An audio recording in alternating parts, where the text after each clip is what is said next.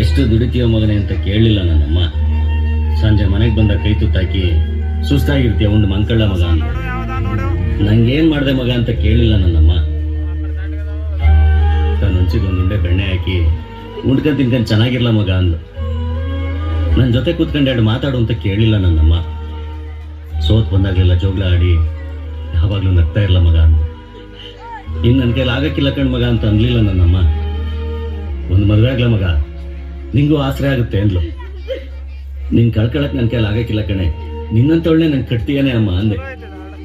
ಉಂಕನ್ ಸುಮ್ಕಿರ್ಲ ಮಗ, ನನ್ನಂತೊಳ್ಳೆ ಕಟ್ತೀನಿ, ಜೊತೆಗೆ ನಾನು ನಿನ್ ಮಗಳಾಗ್ಬಿಟ್ಟಿ ನೀನ್ ಹಿಂಗೇ ನೋಡ್ಕೊಂತೀನಿ ಅಂದ್ಲು ನನ್ನಮ್ಮ.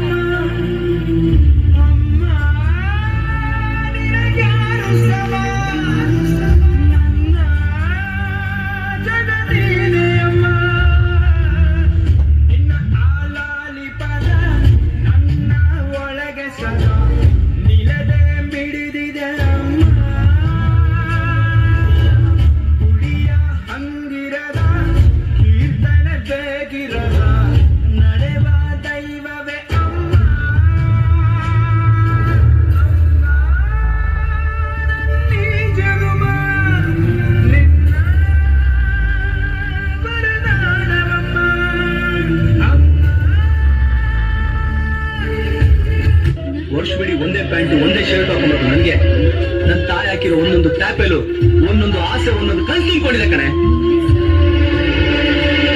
ಸುಭಾಷ್ ಚಂದ್ರ ಬೋಸ್, ಮಹಾತ್ಮ ಗಾಂಧಿ ಇವ್ರ ಲೆವೆಲ್ ಅಲ್ಲಿ ಬಾಳ್ದೇ ಇದ್ರು ಪರವಾಗಿಲ್ಲ. ನನ್ ಮಗ ಅವ್ರ ನೆರಳಲ್ಲಿ ಬದುಕೋ ವ್ಯಕ್ತಿ ಆದ್ರೆ ಸಾಕು ಅನ್ನೋದೇ ನನ್ನ ತಾಯಿ ಆಸೆ.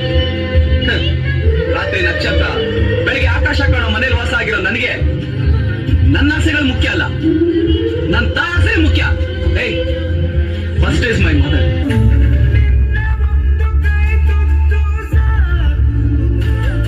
ಈ ಜನ್ಮ ಪೂರ್ತಿ ಉಪವಾಸ ಇರುವೆನು,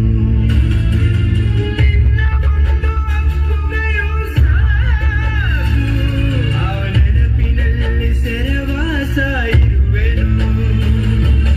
ನೀನೆ ನನ್ನ ಲೋಕವು, ನೀನೆ ನನ್ನ ಜೀವವು, ನೀನೆ ನನಗೆ ಎಲ್ಲವೂ ಅಮ್ಮ. ನಿನಗ್ಯಾರು ಸಮ, ನನ್ನ ಜಗವೀನೆ ಅಮ್ಮ.